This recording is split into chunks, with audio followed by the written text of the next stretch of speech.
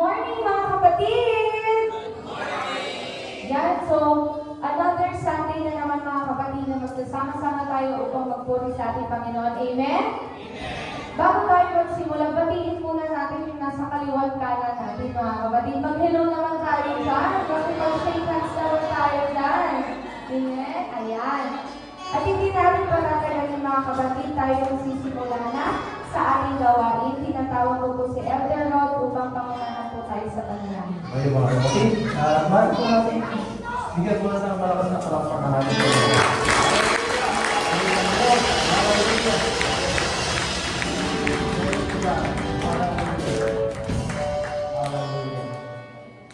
O Diyos na mahapaginat makapangyarihan sa lahat, dito naman po kami Panginoon nagkakaipon upang maghatid ng mga papuri pagsamba sa iyo, O Diyos.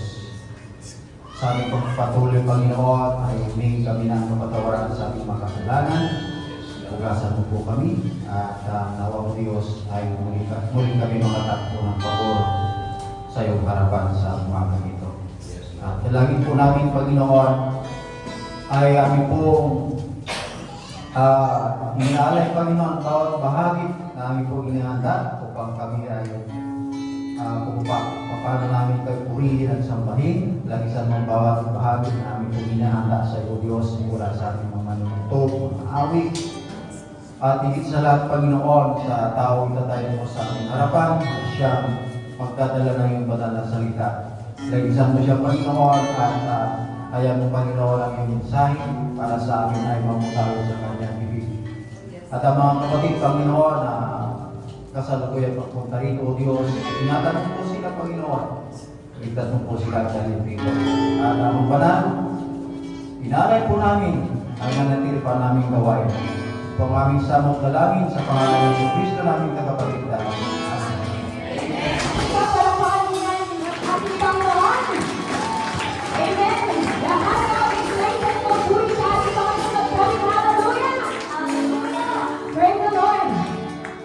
Hallelujah, praise Jesus.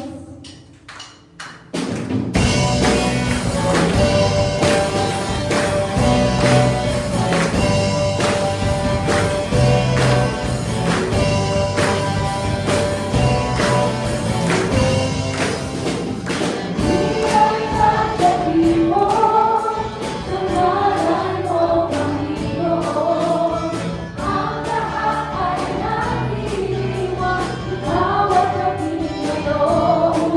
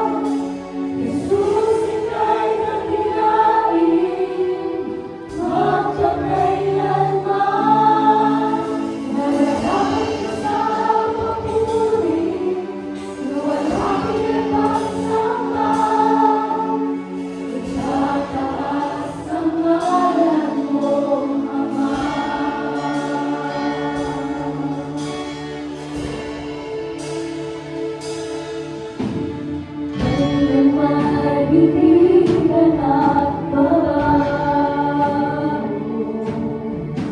Tiwala mo'y ibigay sa'yo ang pangako. Napangako mo, panghahawakan ko. Nananalangin sa kalinga mo. Nararapat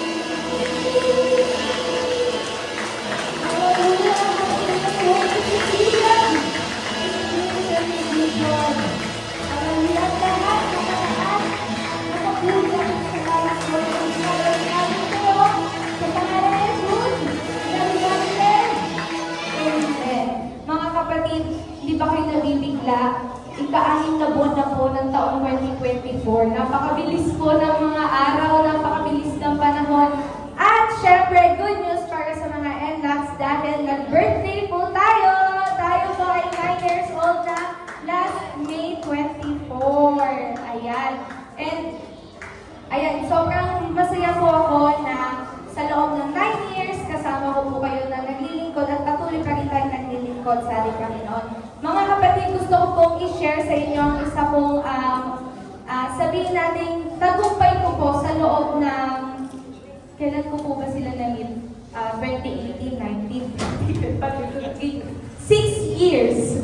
Ayan, last, kung di ba ako nagkakamali, it's, 5 years na po, last August 8 or 9, 2019 po, if babalikan po natin ang taong yon, meron po akong mga kasama sa school na nabaptize po sa Novaliches, di ba? Ano po sila? 9 souls po ang nabaptize, and sobrang masaya po akong i-share mga kapatid sa inyo na unexpected po ay ni-reach out po nila ako lahat. And nakakatawa po na ibalita na, alam niyo mga kapatid, kanina kasing umaga, nung nag-devotion kami, sabi ni Brother Nicky, ano ba yung naiambag ko sa community ko? Kasi meron siya sa family niya, sa church niya, paano sa community? And then, naalala ko tuloy bigla yung mga classmates ko nung college. Kasi mga kapatid, sabay-sabay po kami na-baptize noong August 9, 2019. And ayun nga po, ni-reach out po nila ako. Nagpapasalamat po sila kasi nakilala daw po nila ako. Kasi yung isa po, may family na, masaya po siya na may family po siya.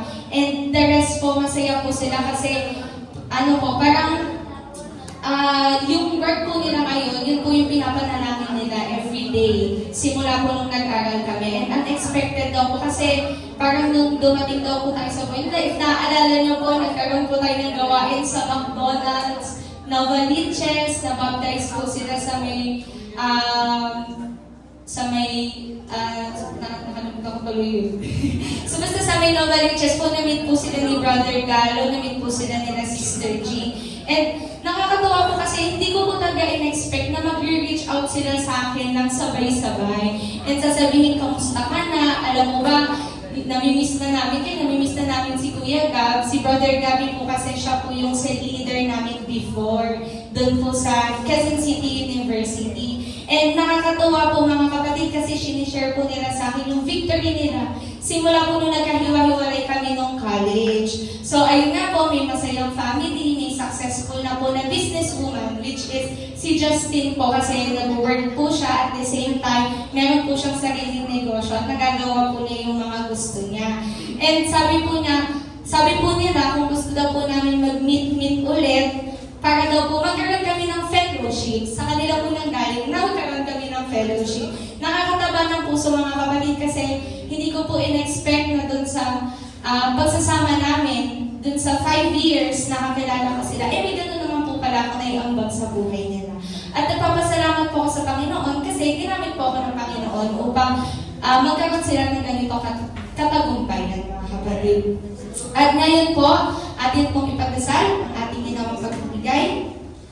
Manaming makapangyarihan sa lahat, kami po ay lubos na nagpapasalamat sa binibigay mo sa amin sa araw-araw, Panginoon. Financial man, Panginoon, physical health man, Panginoon, emotional health, mental health, Panginoon.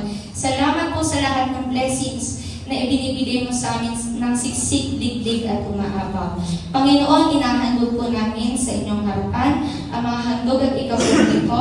Tulungan niyo po kami na gamitin ito sa ikalalago pa ng iyong gawain at iyong mga salita. Lahat po ng blessings na aming natatanggap sa pang-araw-araw, sa aming trabaho, sa aming negosyo ay palagi na namin pinapasalamat po sa inyo. Maraming salamat sa lahat ng ito, Panginoon. Binabalik po namin lahat ng papurit, pasasalamat sa matamis mong pangalan ng Jesus. In Jesus' name, Amen.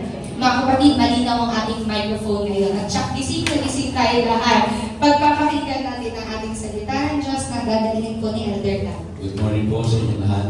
Morning! Winewelcome po natin yung lahat ng ating mga bisita.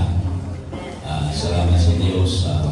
pagkakaloob sa kanila na pagkakataon na makasama natin sa pananampahan. Tayo pong lahat ay tumayo. Buksan po natin ang ating mga Biblia sa aklat ng 2 Peter, ikalawang Pedro. 2 Peter chapter 3, verses 10 to 18. Babasahin ko po sa wikang Tagalog. Datapwat darating ang araw ng Panginoon na gaya ng magnanakaw, na ang sangkalangitan sa araw na yan ay mapaparang, nakasabay ng malaking ugong, at ang mga bagay sa langit ay mapupugnaw sa matinding init, at ang lupa at ang mga gawang nasa lupa ay pawang masusunog. Yang ang lahat ng mga bagay na ito ay mapupugnaw ng ganito. Anumang anyo ng mga pagkatao ang nararapat sa inyo sa banal na pamumuhay at pagkamaawain na ating hinihintay at pinakananasa ang pagdating ng kaarawan ng Diyos, na dahil dito'y ang sangkalangitan na nagniningas ay mapupugnaw, at ang mga bagay sa langit ay matutunaw sa matinding init. Ngunit ayon sa kanyang pangako, ay naghihintay tayo ng bagong langit at ng bagong lupa na tinatahanan ng katuwiran. Kaya nga mga minamahal, yamang kayo'y nagsisipaghintay ng mga bagay na ito, ay pagsikapan ninyong masumpungan kayo sa kapayapaan na walang dungis at walang kapintasan sa paningin niya, at inyong ariin na ang pagpapahinuhod ng ating Panginoon ay pagliligtas, na gaya rin naman ni Pablo na ating minamahal na kapatid, na ayon sa karunungang ibinigay sa kanya ay sinulatan kayo. Gayon din naman sa lahat ng kanyang mga sulat, na dooy sinasalita ang mga bagay na ito, na dooy may ilang bagay na mahirap unawain, na isinisinsay ng mga di nakaalam at ng mga walang tiyaga, na gaya rin naman ang kanilang ginagawa sa ibang mga kasulatan sa ikapapahamak din nila. Kaya nga mga minamahal, yamang nalalaman na ninyo ng una ang mga bagay na ito, ay magsipag-ingat kayo. Baka kung mangaligaw kayo sa pamamagitan ng kamalian ng masasama, ay manghahulog kayo sa inyong sariling katiyagaan. Datapwa, magsilago kayo sa biyaya at sa pagkakilala sa ating Panginoon at tagapagligtas na si Heso Kristo. Sumakanya nawa ang kaluwalhatian ngayon at magpakailanman. Siya nawa. Sumandali po tayo po, tayo pong lahat ay manalangin. Dakila at mapagpalang Ama, kami po ay lubos-lubos ang pasasalamat, pagpupuri sa iyong kadakilaan sa aming buhay. Salamat po, Panginoon, sa lahat ng mga tagumpay na ipinagkakaloob mo sa amin hanggang sa kapanahonan ito. At umaasa po kami, Panginoon, na muli sa bahaging ito na kami ay makikinig ng iyong mga banal na salita. Ang iyong banal na Espiritu, Panginoon, ang siyang kikilos, mangunguna at maglalangis sa iyong lingkod na gagamitin at sa bawat isa sa amin, upang maunawaan namin, O Diyos, ang iyong kalooban para sa amin sa umagang ito. Kumilos ka, Panginoon, sa puso at isipan ng bawat isa sa amin, at hayaan mong dumaloy ang biyaya mula sa iyong mga banal na salita. Ito po ang aming hinihiling sa iyong dakila at makapangyarihang pangalan, sa pangalan ng Jesus. Amen. Makababalik po tayo sa ating mga upuan. Palapakan muna natin ang ating Panginoon.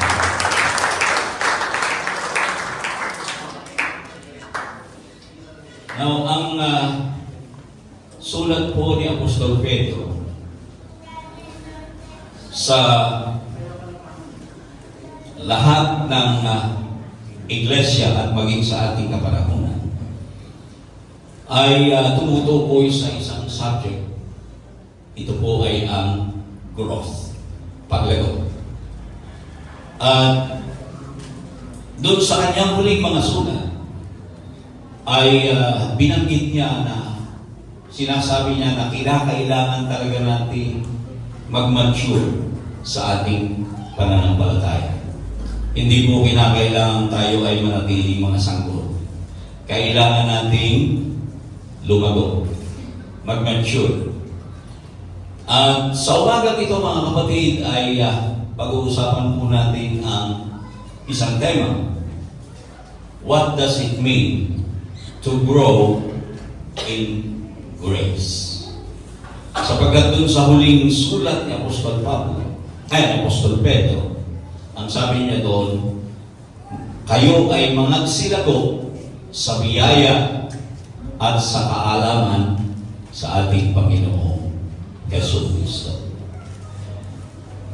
Mahalaga po ang bagay na ito. Maging sa ating karnal na pamumuhay, hindi po maganda na tayo ay nananatiling bata. Can you say amen? Kailangan na yung ating pag-iisip, yung ating pagkilos, ay susunod doon sa ating edad.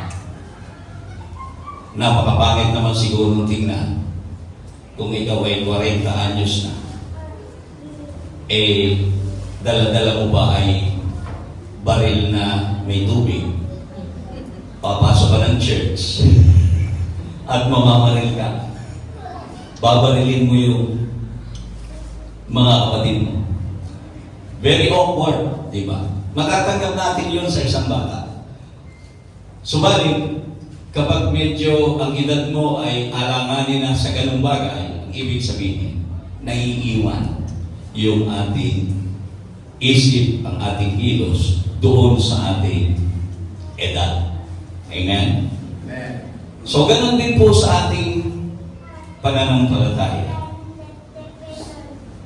Hindi po pwede na nalaman lamang natin, nakilala natin, tumanggap tayo sa ating Panginoong Jesucristo, na natili na lamang tayo doon sa ating pagkaalam that God so loved the world that He gave His only begotten Son, that whosoever believes in Him should not perish, but have an everlasting life. Yun lang yung nalaman mo.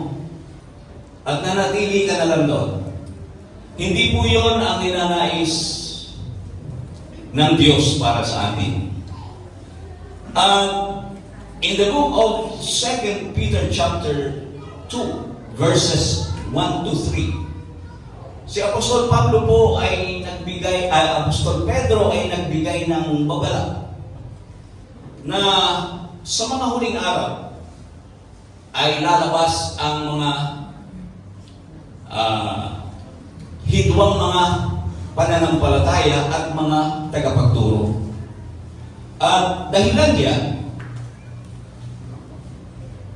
napakahalaga na bigyan natin ng pansin yung kanyang sinabi. Sabi niya rito, there were also false prophets among the people, just as there will be false teachers among you. They will secretly introduce destructive heresies, even denying the sovereign Lord who brought them, bringing swift destruction on themselves. Kumbaga, i-introduce daw yung mga maling pananampalataya na maaaring sumira sa atin. At ang sabi niya dyan, many will follow their depraved conduct and will bring the way of truth into disrepute. In their greed, pansinin po natin ito. In their greed, these teachers will exploit you with fabricated stories. Tingnan ninyo kakaalaalin daw po tayo. Kumbaga, dahilan sa kanilang kasakiman, kakalaalin kayo. Paano ba yung kinakalakal? Ginagamit. Ine-exploit. At kung tayo po ay mapagmasid, at tayo ay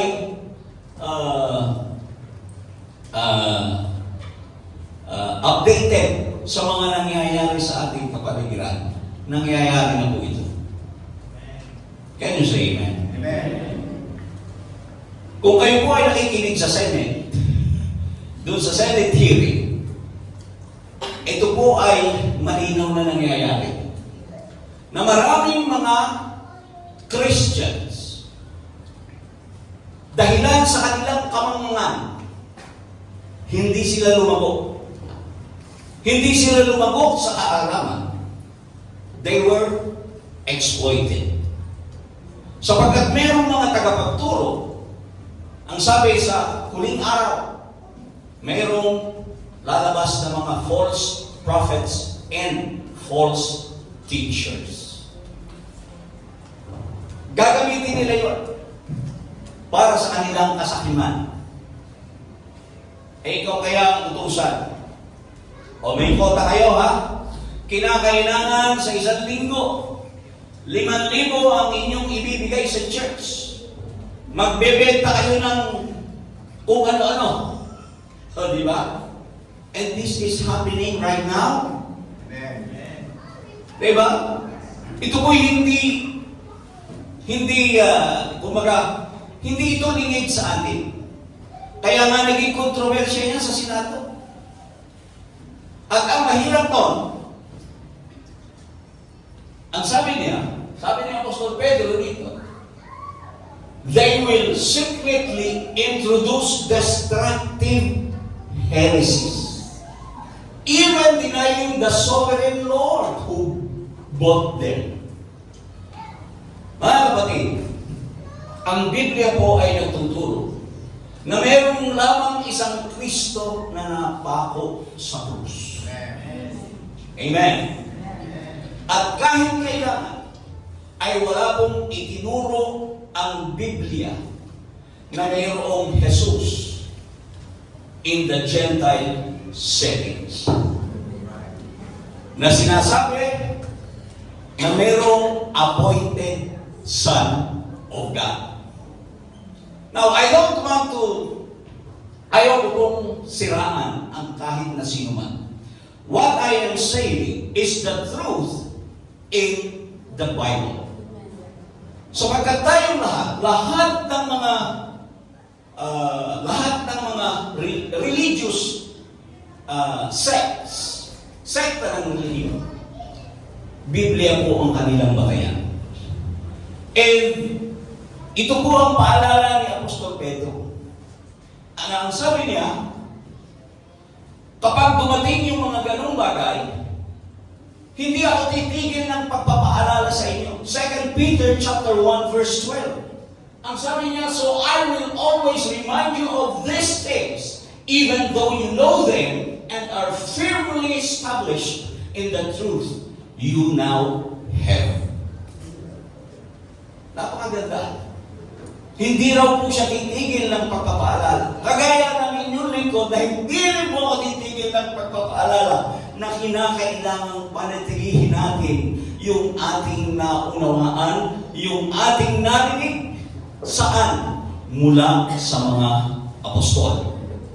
Sapagkat, ang sabi ni Apostol Pedro, yung kanilang katuruan is very reliable. Bakit? 2 Peter chapter 1, verses 16 to 21. Sabi niya, for we did not follow cleverly devised stories, hindi kami nagkatha ng mga istorya.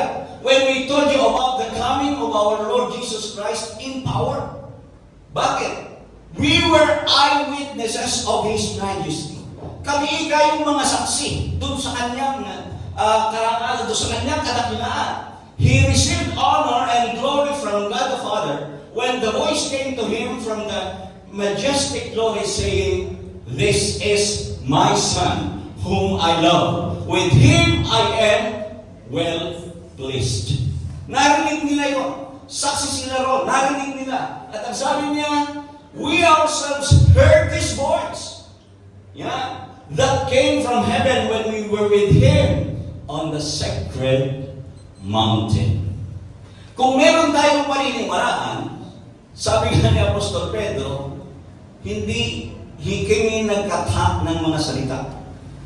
Hindi kami nag-imbento ng ituturo sa inyo. Sapagkat narinig namin, kami mismo ang nakakita. Nung makarinig kami ng tinig mula sa langit at ang sabihin niya, ito ang sinising taong anak na labis kong kinalulugan.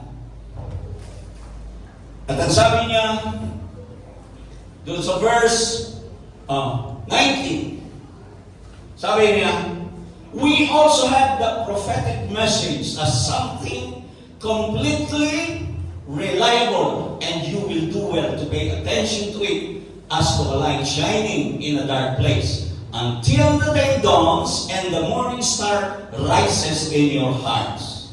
Hanggang sa sumilang ika ang kaliwanagan. Ano ang tinutukoy niya rito? Yung kanilang, Biblia, nung panahon ni Apostol Pedro, ang kanilang hawak na Biblia pa lamang noon ay ang lumang tipan. So doon pala, sinasabi niya, the prophetic message is something completely reliable. Ngayon, until the day dawns, sabi doon, para makita, sumilang sa inyo ang kaunawaan. Pagkatapos ng panahon, doon ng lumang tipan, nasulat po ang bagong tipan through the apostles. Sinulat nila, inirecord nila.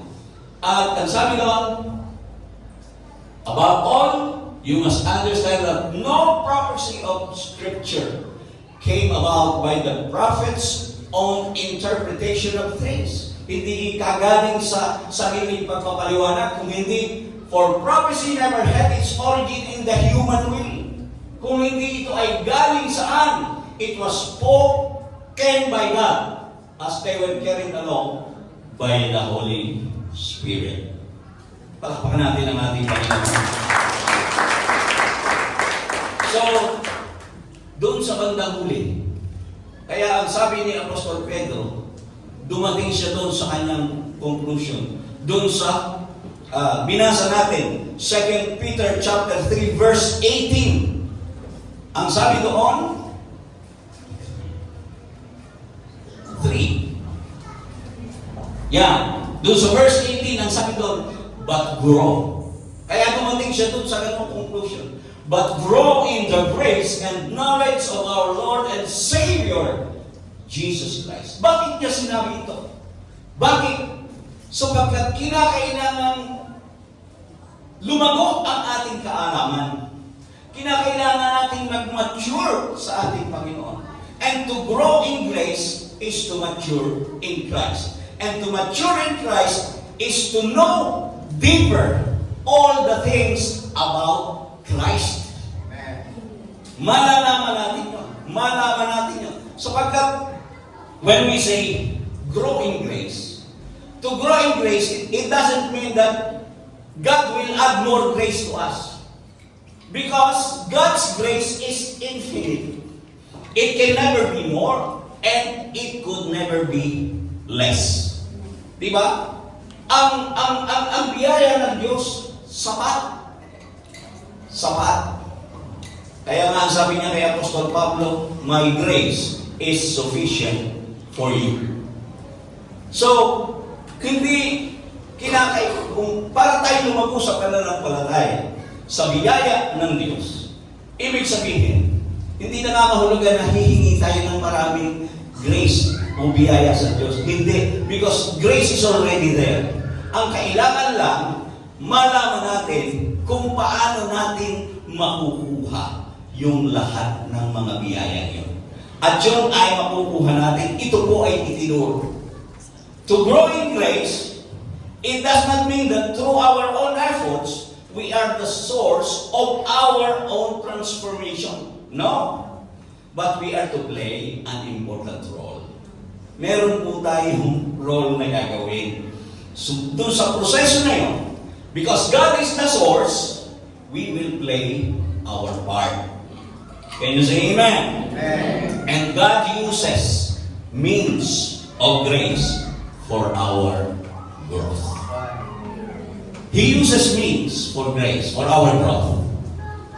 And habang pinaghahandaan ko po ito, ay wala po akong ibang nakitang napakagandang gawing halimbawa kung hindi balikan natin yung unang iglesia. The first 3,000 souls that were converted, who received the gospel of Jesus Christ. 3,000 souls plus the apostles. Kumbaga, para tayo lumago sa biyaya, ay puntahan natin kung paano ba ito in-apply ng unang iglesia. And we will go to Acts chapter 2 verse 42.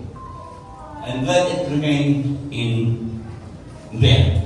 Ang sabi doon, Acts chapter 2 verse 42. They devoted themselves. Sino po yung they? Pag itinaas po natin yung ating basa dyan, yun po yung 3,000 kaluluwa na tumanggap sa ating Panginoong Hesukristo, na bautismuhan sa pangalan ng ating Panginoong Hesukristo. At ang sabi doon, they devoted themselves to the apostles' teaching and to fellowship, to the breaking of bread, and to prayer. My brothers and sisters, these are the primary and essential means to grow in grace. I believe. Because it was applied by the first church, Christian church. Now, unahin natin yung devoted themselves to the apostles' teachings. To devote ourselves to the apostles' teachings, ibig sabihin, yung mananatili talaga tayo doon sa katuruan ng mga apostol. Why? Ang sabi nga ni Peter, kami yung mga saksi. Kami yung witness. Kami yung nakakita. At kami yung kasama niya. Kaya nobody could claim in this present world that he was appointed Son of God based on this. Can you say amen? Amen. Hindi pwede. Sila lang yun eh. At yung sinasabing Jesus Christ, siya po yung napako sa krus. Eh kung yung appointed Son na yun ay napako sa krus, baka maniwala ako. Eh kaso hindi eh. Dahil isa lang yung Jesus na napako sa krus. Can you say amen? So, ano ang i-refute natin? Yun nga yung sinasabi natin. Kapag nakarinig tayo ng ganong katuruan, at kapag merong mga mangangaral na ini-exploit na tayo dahilan sa kanilang kasakiman, papaano natin sila, paano tayo natin ipagtatanggol yung ating mga sarili sa kanila? If we don't know the apostles' teachings. That is why we have to devote ourselves in the apostles' teachings. Paano?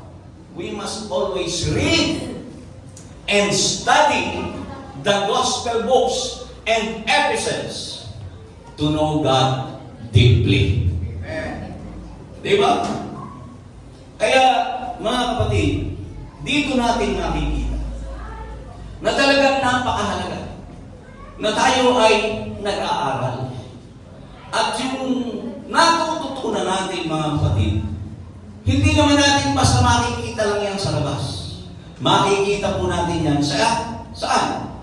Dito, sa church. Doon sa ating mga Bible study. Kaya yung ating Bible study, every Wednesday, online Bible study, please tune in doon sa ating online Bible study.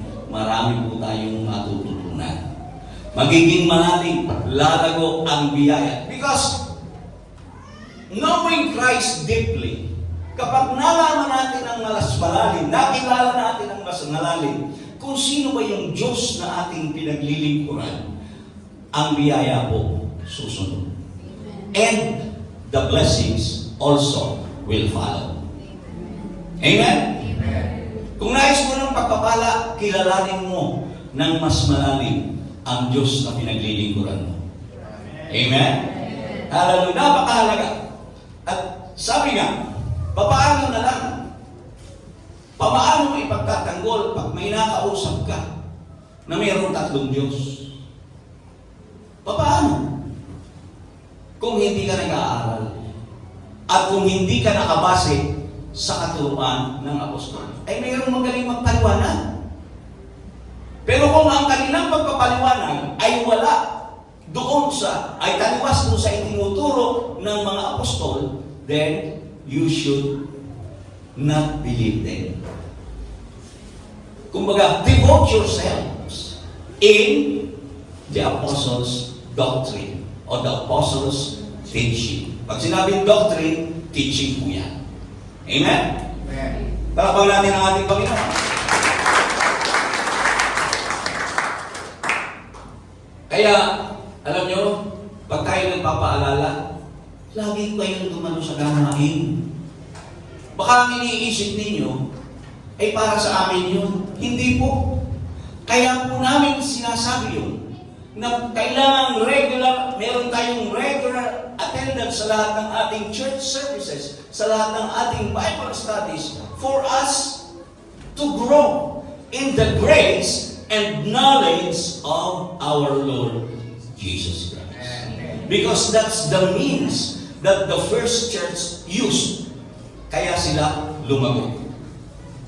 Doon natin malalaman ang mga do's and don'ts. Doon natin malalaman, ang Diyos ba ay nagpaparusa? Yes. Ang Diyos ba ay nagpapatawad? Yes. Ang Diyos ba ay pag-ibig? Yes. Lahat ng yun, malalaman mo. At yung tamang application ay maituturo sa iyo. Amen. Hindi basta alam lang. Dapat alam mo kung paano ini-apply. Napakahalaga. Kaya na nga, dapat pinananatilihan natin yun. Paano nga natin i-refute yun? Malayo naman tayo sa ganung bagay. Sapagkat sa ating kapanahon na, napakarami talagang mga tao ang ginagamit ang ganitong gawain para sa kanilang pansariling kapakanan. At mag-ingat po tayo. Pagka ang inyong lingkod ay tumaliwas na sa katuruan ng mga apostol, umalis na po kayo sapagkat wawasakin ko po kayo. Amen? Mapapahamak po kayo. Kapag ang itinuturo dito sa Next Level Apostolic Church of the Savior ay meron ng ibang Kristo. Kapag dito sa Next Level Apostolic Church of the Savior, nagturo tayo na meron ng tatlong Diyos, abay taliwas na po yan sa itinuturo ng Biblia. Sapagkat the Bible says that there is only one God, and that one God is a Spirit, and that Spirit was revealed in the flesh through Jesus Christ. Malinaw yun. Hindi natin pwedeng pabulaanan. Itinuro at maging ang mga apostol kahit kailan ay wala silang itinurong kaiba sa ating itinuturo ngayon. Amen? Amen. Kaya, alam niyo mga kapatid, tuwan-tuwa po ako. Sapagkat ang ating mga mangangaral, ang aking mga kasama, kung naririnig niyo lang po kami pagka kami nag-uusap-usap, pinag-aaralan namin yung aming mga ituturo. Baka mag-iisip yung iba na kami mag-ama ay nagtatalo. Sapagkat pag kami pong dalawang mag-ama, ang si Brother Nido, he is trying to dig deeper doon sa mga pinag-uusapan namin. Parang lumalabas na hindi kami nag-aasundo, pero hindi po totoo yun. Ganun lang po talaga kami mag-usap because we want to remain in the truth. And we want to present everything to you the way the apostles presented it. Hallelujah. Masaya po ako pagka meron po kami mga discussion. Salamat at meron Brother Rod. Doon po nagsisimula eh. Kapag si Brother Rod nagkaroon na ng question, sabi ko mahaba-haba na naman At talagang totoo, but we enjoyed everything. Nag-i-enjoy po kami. At nagugulat din naman po ang inyong lingkod sapagkat yung wisdom na ibinibigay ng Panginoon sa atin ay hindi po natin pwedeng sabihin na galing sa atin. Lahat ng ating paglago, lahat ng biyaya na ibinibigay ng Diyos is through the grace of God. Amen. Wala po talagang makapagsasabi na ako'y magaling, ako'y si ganito, ito'y dahil sa ganito. It is all coming from the grace of God. Praise the Lord. Palabaan natin ang ating Diyos. Now, ano ang sabi ito? To fellowship. Yan. So, napakahalaga po ng fellowship. And active participation in the community of believers through sharing of one's life and resources ay napakahalaga. Amen? Napakahalaga po ng bagay na ito. Sapagkat kung tayo po ay aktibo sa ating community, not necessarily na kumbaga kilala mo po, ibig sabihin, sa lahat, mas maganda kung talaga sa lahat maganda yung relasyon mo. Pero hindi naman natin, let's face it, na dito sa ating congregation, meron ditong 1, 2, 3, 4, 4 na close. Talagang close sila sa isa't isa. Hindi as close doon sa ibang mga mananampalataya. And that is very important. Why? Fellowship din yun eh. Pag sinabing fellowship, meron kang kasama. Meron kang kung prayer partner, di ba? Kaya nga maganda yung ginagawa natin, yung ating prayer warrior. Meron tayong mga prayer partners doon. Now, doon sa fellowship, napakaganda. Natutuwa ako sapagkat ngayon, yung pong ating core team ay meron ng regular fellowship na ginagawa. And nai-enjoy ko po yun. Sapagkat doon, we share each our life. Kumbaga naghihingahan kami doon. Ibinibigay namin yung, sinishare namin yung aming tagumpay, sinishare din namin yung aming problema. So, that's fellowship. At mahalaga yun. Napakahalaga para makita natin talaga mag-work sa atin yung biyaya ng Diyos. God is love, remember. And His command is to love each other. Yun po ang command niya. Mag-ibigan tayo sa isa't isa. Lalo na nga ika sa mga kapatid sa pananampalataya. So napakahalaga ng bagay niyo. At doon sa pag-ibig na yun, mga kapatid, we are ready. Yung pong unang church, they are ready to share everything. Everything. Pag binasa po natin yon, from verse 43 to 45, I think, makikita po natin doon na yung kanilang mga pag-aari ay sa pangkalahatan. Amen. Wala pong nagkulang sa bawat isa. Now, hindi ko po naman sinasabi dito na gagaya tayo doon na ipagbibili natin yung ating mga ari-arian at pagsasama-samahin natin. Hindi po. Ang sinasabi ko roon, yung essence doon, kung hindi yung pagtutulungan ng mga magkakapatid. Na kung merong problema yung, sabi nga, may sakit ang kalintingan, mararamdaman ang buong katawan. Because we show our love and we give our love to each other. Kumbaga, sa fellowship, we develop a commitment and time to develop ourselves to love. How to love and serve others, and then how to be served and be loved by others. Kumbaga, reciprocal. Yan. Kumbaga, natututo kang magmahal at pinababayaan mo rin naman yung iba na mahalin ka. So, gano'n. Yun po yung active fellowship. Napakahalaga na merong gano'n. At gano'n po yung unang iglesia. Sa katotohanan, sabi, hindi nga po sila tumigil sa kanilang ginagawang pagsasama-sama. Diba? Ang sabi niya, they devoted themselves to the apostles' teaching and to fellowship. At yung pangatlo, the breaking of bread. Ano ba yung breaking of bread? Ito po yung Holy Communion sa ating kapanahunan ngayon.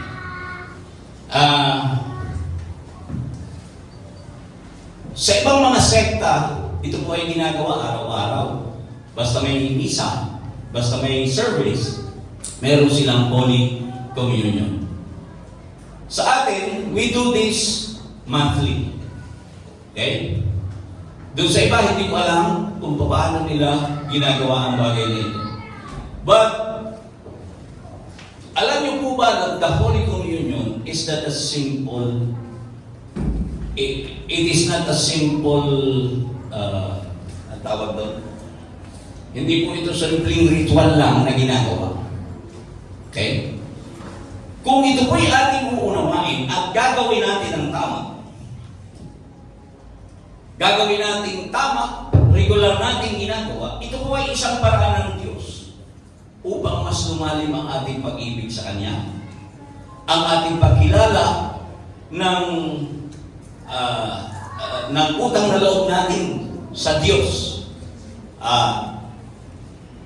Lalong lumalim ang ating, lalo tayong maging malapit sa Kanya, at lalong tumibay ang paniniwala natin sa Kanyang mga salita.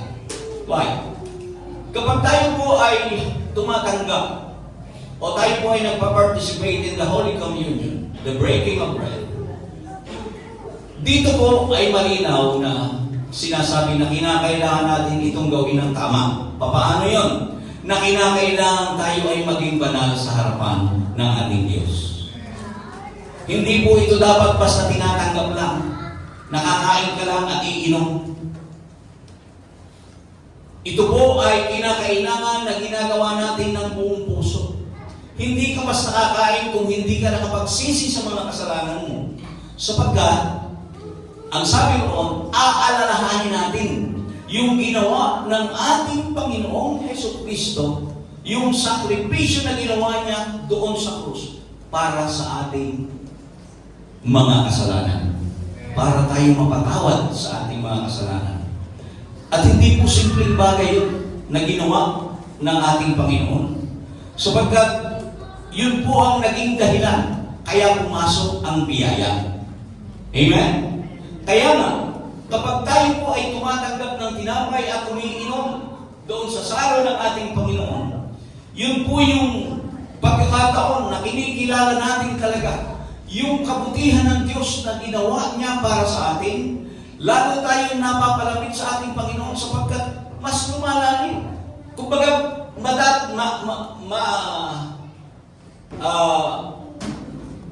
kumbaga dadamin mo sa sarili mo yung ginawa ng Panginoon para sa iyo.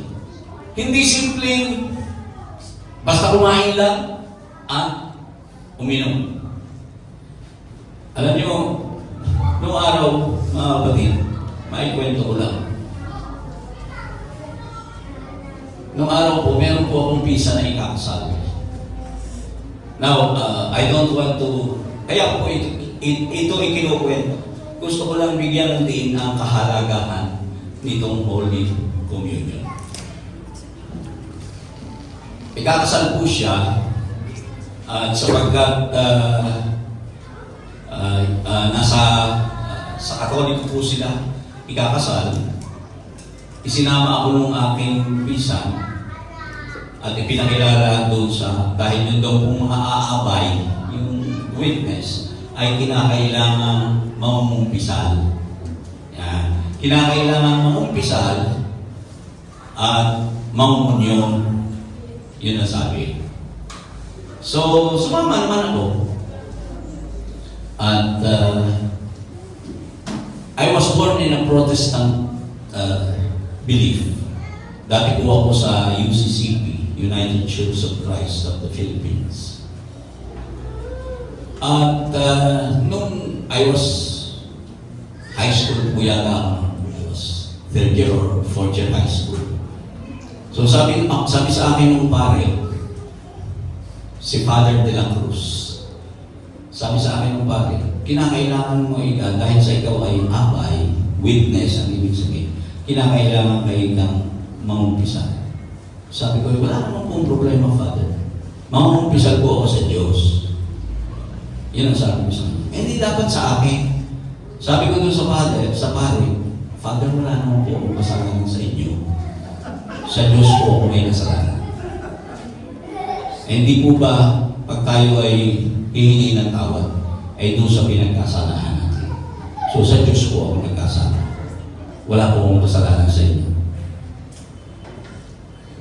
Eh, sabi niya, ako kasi yung nagre-represent. Siya na daw yung nagre-represent. Pag nangumpisan daw ako sa kanya, siya ang magre-represent sa akin sa Diyos. Bakit po kailangan pa ng representative?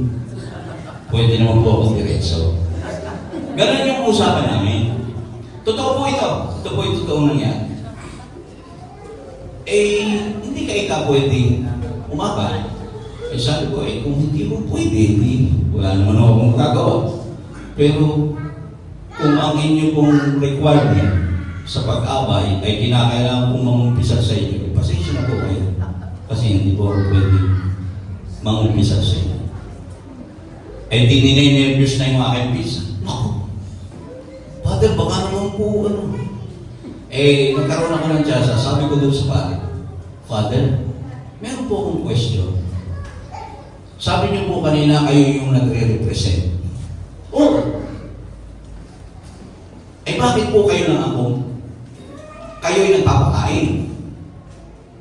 Pagkatapos, kayo lang yung umiinom. Bakit po ganun? Ang sabi po sa Bible, gawin ninyo ito sa pag-aalaala sa akin. Di po ba yun ang nakasulat? Do this in remembrance of me. Bakit? Kayo na. Paano po yun? Sabi ng pari sa akin, pwede naman ika kung gusto mo pa inumin kita. Yan ang sabi niya sa akin. So, sabi ko, pwede naman pala. Pwede naman pala. Bakit? Bakit siya lang? Anong dahilan? So, hindi nila ginagawa ng tama. Yun ang punto ko ron. They are not doing the breaking of bread rightly. And hindi nila pinahahalagahan marahil yung kahalagahan nito. Sapagkat kapag ito ay tinanggap mo, kapag kumain ka ng tinapay at uminom sa sako ng hindi ka narapat-dapat, ito ay magiging sumpa sa iyo. Ayon sa Biblia. Kaya napakahalaga noon. At dapat mo talagang kinalanin sa sarili mo. Salamat po, Panginoon. Kaya tayo nagtitika sapagkat salamat po, Panginoon, sa ginawa mo sa akin. Ako'y makasalanan. At narito po, tatanggapin ko po ito dahilan sa pag-alaala ko at pagkilala ng iyong kabutihan. And every time that we do this, if we do this rightly, the Holy Communion, if you do this rightly, our love, our gratitude, and our trust in God and His words will really grow. Amen? Amen? Palakpakan natin ang ating Panginoon. Praise the Lord. Hallelujah. And pagkatapos, ang sabi niya, and to pray. They devote themselves to pray. Kapag tayo po ay natutong manalangin ng tama, itinuro po kasi ng Diyos kung paano paraan tayo mananalangin. Actually, pag binasa po natin yung aklat ng Mateo, 6 yata yun, o hindi ako nagkakamali, nandun po ang paraan para tayo mananalangin. At doon sa tamang pananalangin na ginagawa natin, kapag tayo ay nananalangin ng tama, at sinasagot yung ating mga panalangin, anong nangyayari? Hindi ba lalo nating iniibig ang ating Diyos? At lalo nating sinasampalatayanan, lalo tayong nagtitiwala sa Kanya, sapagkat lalo tayong napapalapit. At lagi natin yung ginagawa sapagkat nasasagot yung ating mga panalangin. Alam niyo po doon sa ating prayer warrior, every Thursday, may alas 6, may alas 7, may alas 9, iba't iba po, iba't ibang grupo. But then, napaka-effective po noon. Talagang napaka-effective. Nakikita po namin, napakarami po ang mga answered prayers natin. Kaya naman nakakawiling manalangin.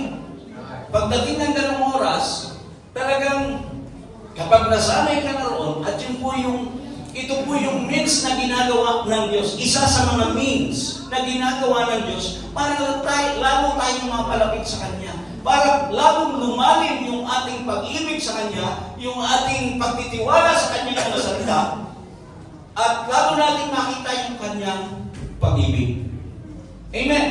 Mas makikilala natin talaga na meron lamang iisang Diyos, na siya talaga ang mayroong kakayahan na sumagot, tumulong, at magbigay ng lahat ng ating pangangailangan.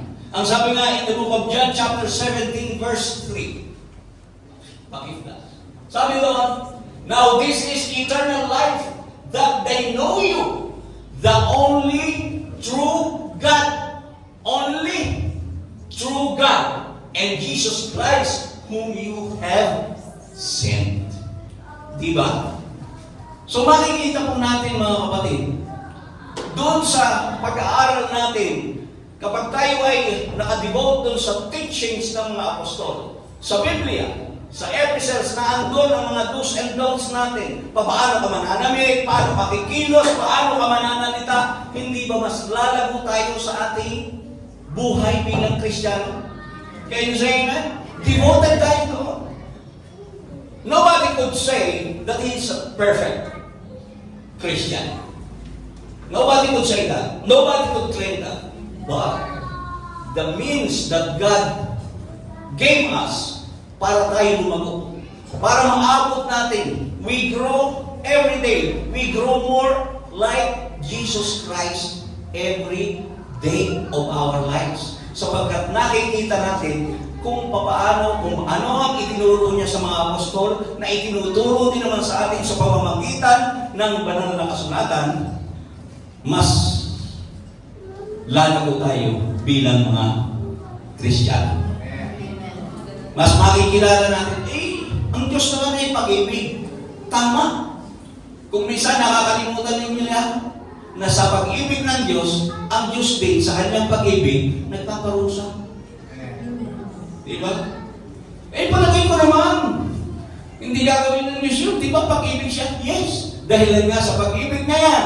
Kaya pinarusahan ng Diyos ang mga Israelita para makilala nila na mayroon lamang iisang Diyos na dapat paglingkuran.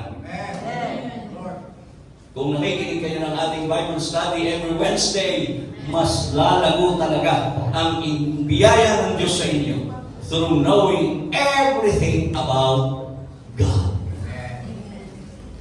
Mahal na mahal niya ang bansang Israel. Pero ginamit niya ang mga paganong bansa para purusahan ang Israel. Bakit? Para ipakilala sa kanila ang kanilang mga kamalian.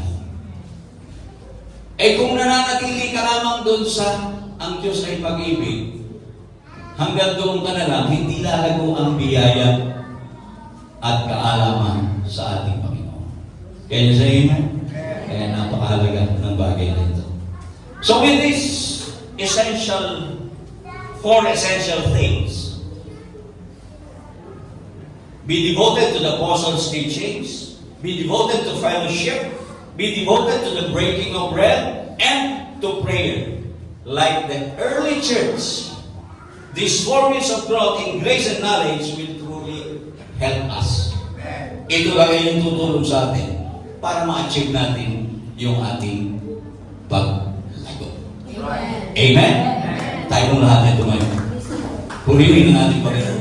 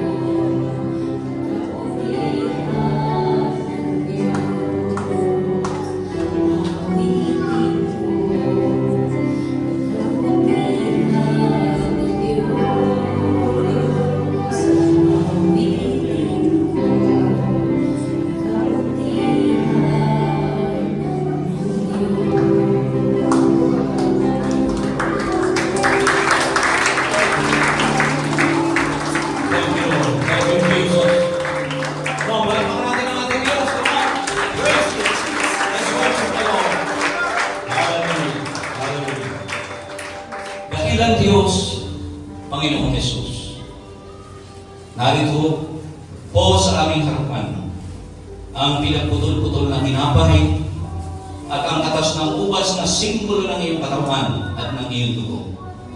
Panginoon, sa oras na ito, hinihiling po namin na pagpalain mo ang tinapay at ang katas ng ubas nito. Gawin mo ng biyaya at pagpapala sa bawat isa sa amin na tatanggap dito. Huwag mong hayaang ito ay maging sumpa, Panginoon. Ito po ang aming hinihiling sa pangalan ng aming Panginoon Jesucristo. Amen. Kunin po natin ang ating mga bahagi, hawakan lamang po natin at sabay-sabay natin gagawin ang ating Holy Communion.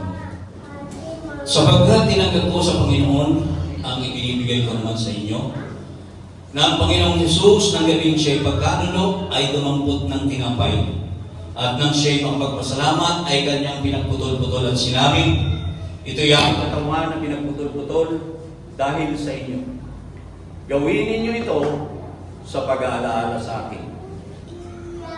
Yun hindi naman, hinawakan ang saro pagkatapos na makahapon na sinasabi, ang sarong ito ay siyang bagong tipan sa aking dugo. Gawin niyo ito sa tuwing kayo magsisinom sa pag-aalala sa akin. Ay kung lahat ay manalangin sa ating pagtatapos, purihin ang ating Panginoon. Hallelujah. Dakilang Diyos, Amang Banal, maraming pong salamat. Tunay na ikaw ay tapat sa iyong mga salita. Salamat po sa muling pagtuturo po sa amin kung sa mga bagay na dapat po namin gawin. Ikaw, Panginoon, palagi na ang sinaming sinasandigan. Ang iyong mga salita, Panginoon, ang palagi naming pinanghahawakan. Kaya naman, umaasa po kami, O Diyos, na ikaw pa rin ang siyang patuloy na mag-iingat sa bawat isa sa aming pansamantalang pag-iwalay. Kung paano mo kami dinala ng ligtas sa lugar na ito, Panginoon, ibalik mo kami ng ligtas sa aming kanya-kanyang mga tahanan. Sa iyo ang lahat ng papuri, O Diyos, lahat ng kalwalhatian, lahat ng pasasalamat ay maingat namin ibinabalik sa iyong dakila at makapangyarihang pangalan. Sa pangalan ni Jesus. Amen. At ang usapusan mga kapatid, paalam na, pagpalain kayo ng ating Panginoon, lutasin ang inyong mga problema, ang kanyang biyaya, ang kanyang kapayapaan, at ang pakikipisa ng banal na Espiritu ay sumayin niya na maglahat. Tayo pong lahat ay magkamayan at sa mga kagawin. God bless us.